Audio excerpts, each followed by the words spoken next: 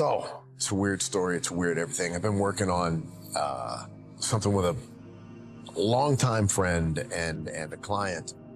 I don't even know how to explain it, man. The client's cars. Counting cars looked like a smooth success story, but the reality behind it was far more complicated. On screen, Counting Cars built a global brand around cars and custom builds. Off-screen, things were different. A shop accountant was charged with felony theft and disappeared. Cast members exited without explanation, and one death connected to the show was never addressed publicly. So what really happened behind the scenes of Counting Cars?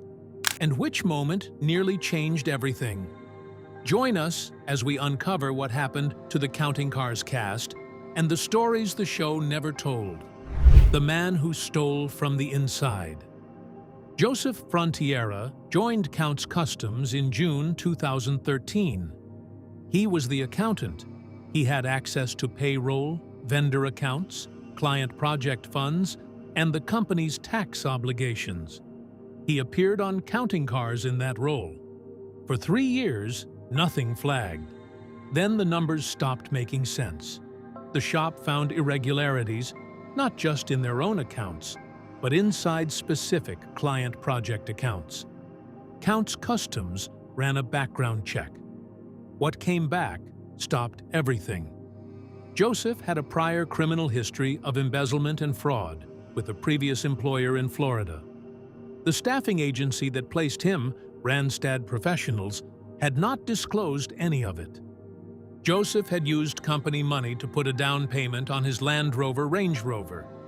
He had bought airline tickets for private travel on the company's account. He had also failed to submit the company's tax payments on time, which triggered an $18,000 IRS penalty that Counts Customs had to absorb. To authorize the transactions, he had created rubber stamp copies of Danny's and Kevin Mack's signatures and used them to approve his own spending. A Las Vegas court charged him with felony theft. A warrant went out. By the time anyone tried to serve it, he was already back in Florida. In 2019, a court ordered him to repay $41,257. He has not been seen publicly since. Counts Customs also sued Randstad for placing a man with a documented fraud history into a role that gave him direct control over company finances. Randstad countersued, arguing the employment contract had specifically prohibited Joseph from handling cash or fund transfers, language the shop had allegedly ignored. Joseph has not appeared publicly since, and his whereabouts are still unknown. He was erased from the show's official cast page. As of April 2026, nobody from the Counts Customs team has addressed what happened to him. He was on the show, then he was in court, then he was gone. The fallout hit one more person who had nothing to do with it. When the story made the news, several outlets ran it with Ryan Evans' photograph next to Joseph's name. Ryan had been working at Counts Customs since 1999. Horny Mike posted a video calling out those outlets by name. Ryan had been there since 1999. He was still there. The corrections never came loud enough. Joseph took the money and disappeared. At least the shop knew why he left. The 3 people who walked out before him never gave anyone a reason, and the show never asked them to explain. So where did they actually go? 3 exits, 0 explanations. Scott Jones was the project manager for the first 2 seasons of Counting Cars. He ran the shop floor, direct, loud, and effectively. He pushed the crew hard and kept builds on schedule. Then, between Season 2 and Season 3, he was gone. The season premiere offered one sentence. Scott had moved to Tennessee following the birth of his son. That was it. No episode. No goodbye. Scott had always kept a life in Greenville, Tennessee, traveling back and forth to Las Vegas during filming. Before Counts Customs, he had worked for a man named Dale Kiker back home, A 2021 article from the Greenville Sun confirmed he had returned to Tennessee and gone into business with Kiker, exactly as he had planned before the show. He later appeared on the Netflix show Swap Shop. He has never addressed the departure publicly. Neither has anyone from the show. Rolly Sabo left after season 6. He was the shop's car detailer, Hungarian-born, quick with people, and fast with a buffer, and the kind of person who could make a tire rotation feel worth watching. His departure was handled the same way Jones's was. It wasn't. He stopped appearing. No statement from production. No on-screen mention. When fans pushed him on social media in 2018, he replied that it was a long story and that his return would be up to others, too. Nobody from the show filled in the gap. Rolly started his own detailing operation in Las Vegas, Rock and Rolly Custom Detailing, though the website eventually went dark.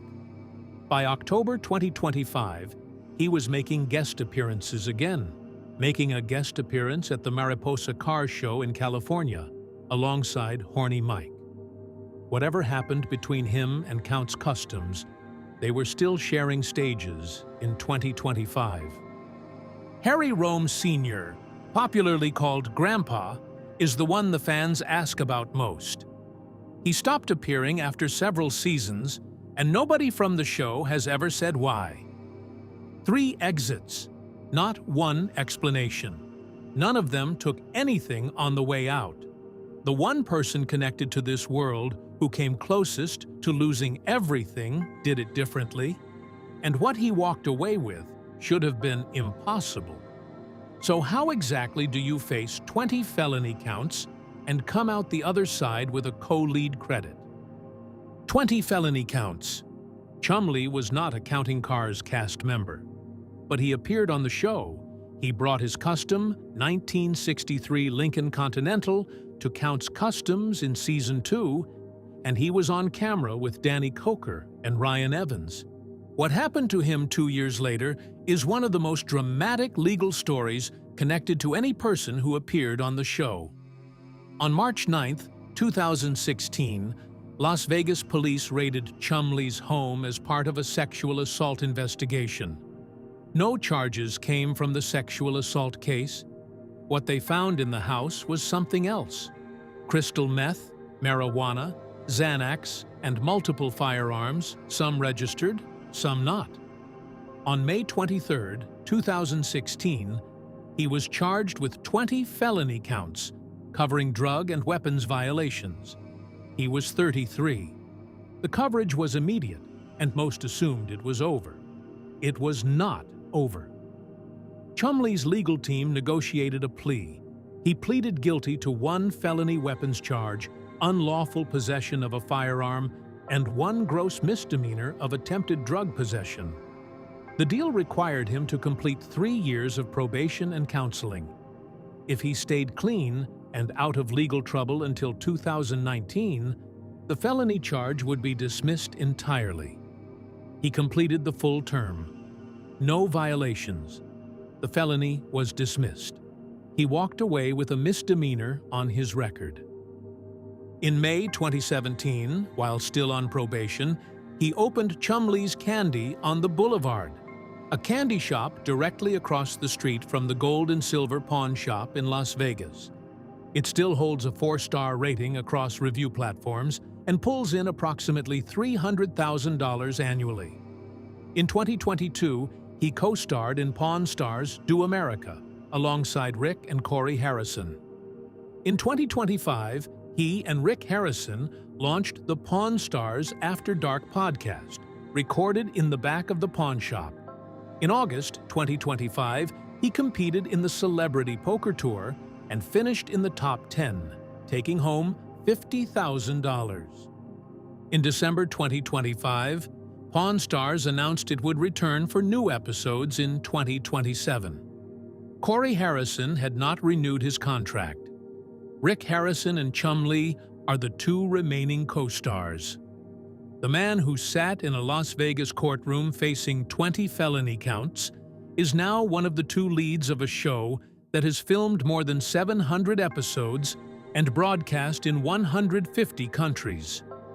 Chum Lee beat 20 felony counts and came back with a candy shop, a podcast, and a co-lead credit. The people who never left Counts Customs in the first place kept a lower profile. But what they have been doing since the cameras stopped says more about the shop than any episode did. So what actually happened to the crew? The crew that never left. Ryan Evans has been the lead painter at Counts Customs since 1999, 3 years before Danny formalized it as a business, 13 years before the show began. His career started in his parents' garage in Killeen, Texas. He moved to Los Angeles in 1996 and to Las Vegas 3 years later when the Counts Customs crew came calling. By the time Counting Cars premiered in 2012, he had been putting paint on Danny's builds for over a decade. When the show ended, Ryan never left. He is still the lead painter. His Instagram is a continuous run of custom paint jobs and car shows across the country. He has appeared on podcasts and on the Counts Customs YouTube channel. And yet, he spent part of 2023 and 2024 watching news outlets use his photograph to illustrate a story about Joseph Frontiera's embezzlement. Horny Mike posted a video calling out every outlet by name. The story still circulates in some places with Ryan's face attached to it. Shannon Aco is the shop's master motorcycle builder. His father, Jimmy, a longtime friend of the Coker family, brought both of them into Counts Customs from the beginning. Shannon was born and raised on Oahu.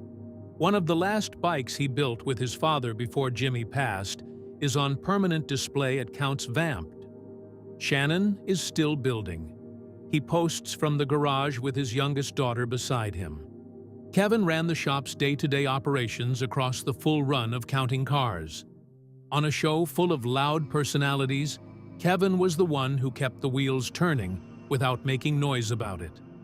Since the show ended, he stays quieter than most of the crew online, but surfaces regularly, sharing car show dates, supporting his crew, and promoting Danny's podcast, Counts Culture.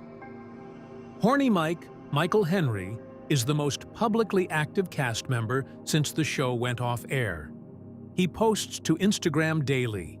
His custom airbrush work, his hats, his appearances at expos and trade shows, Horny Mike has built a following entirely on his own since the show ended.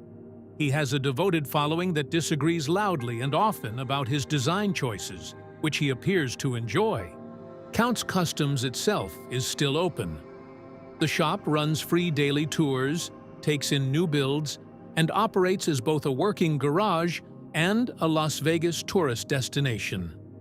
Danny told the Las Vegas Review-Journal in late 2025 that he is in active talks about a television return.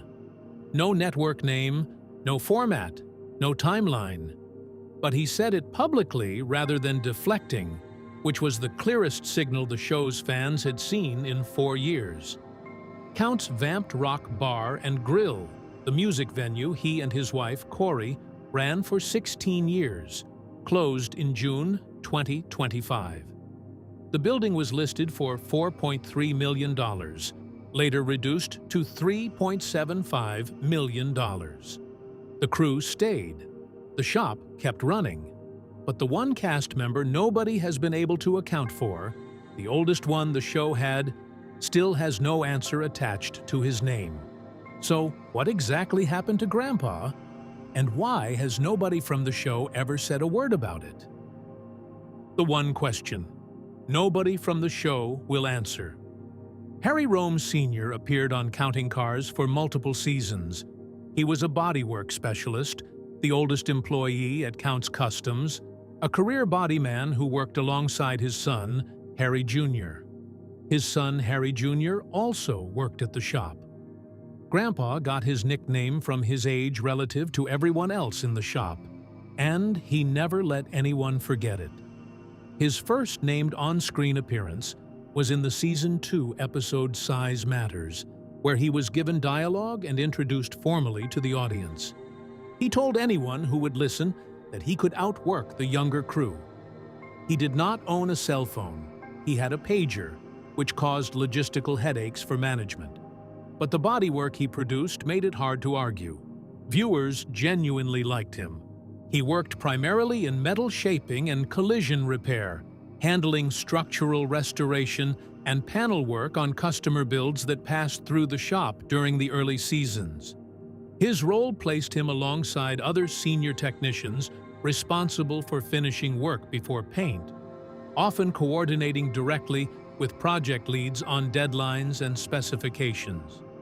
He appeared in multiple episodes between seasons 2 and 5, usually in workshop segments rather than featured builds, and was last seen during the mid-series run before the shop expanded its television focus.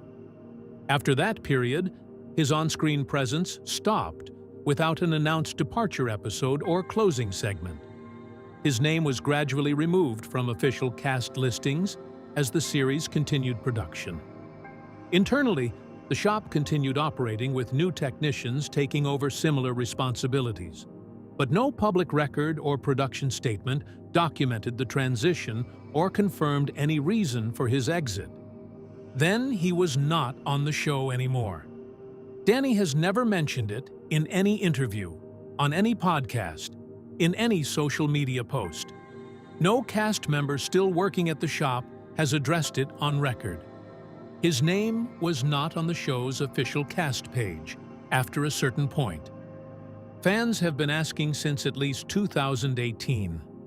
The timing of his disappearance, the same period the Frontiera lawsuit was unfolding inside the shop, is either meaningful or coincidental. There is no record either way. None of these is confirmed. None has been denied. As of April 2026, there is no verifiable public record of Grandpa's current status. No confirmed death notice, social media presence, or even an interview. Nothing from Count's Customs. But while the internet was busy speculating about Grandpa, it was running an entirely different set of stories about Danny himself. None of them true. So what has Danny Coker actually been doing since Counting Cars went quiet? The man the internet keeps trying to bury. Counting Cars stopped airing in 2021. There was never an official cancellation, a final episode, or even a statement from the History Channel. The show simply went quiet, and into that silence, the internet moved fast. Within months of the last episode, YouTube channels and Facebook pages were publishing videos with titles like "Devastating New Details About Danny Coker" and "Danny Coker Shocking Health Update. Is He in Jail?"